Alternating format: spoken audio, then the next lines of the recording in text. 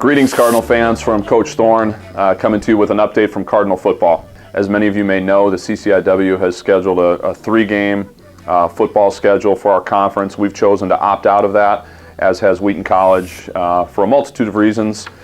First and foremost, player protection.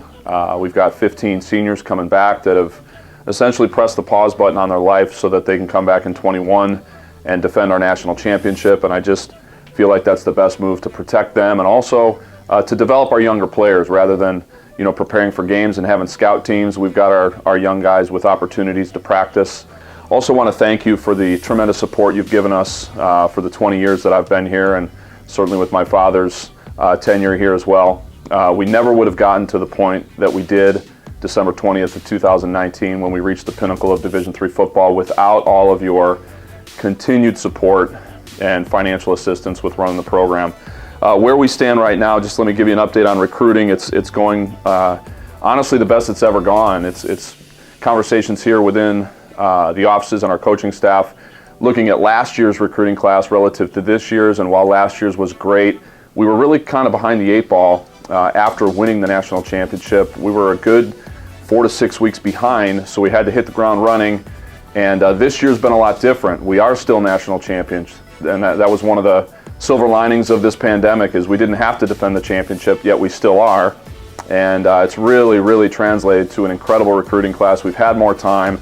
At this point right now, we've had well over 200 campus visits. Last year, the entire recruiting season, we had 160.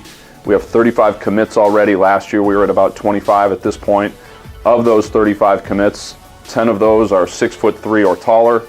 14 of those are considered one-rated recruits, which we think are guys that can come in and help us right away. And in a typical recruiting season, we average somewhere around 12 or 13 of those types of guys. So we still got 4 to 6 weeks of recruiting left, and it's already a tremendous year.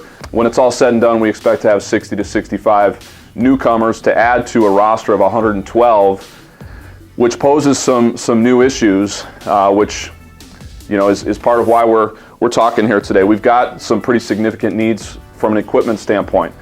We have equipment for 150 players, and our roster could very easily be 170 to 175 at $300 per helmet and $250 per pair of shoulder pads. You can see how quickly that could add up.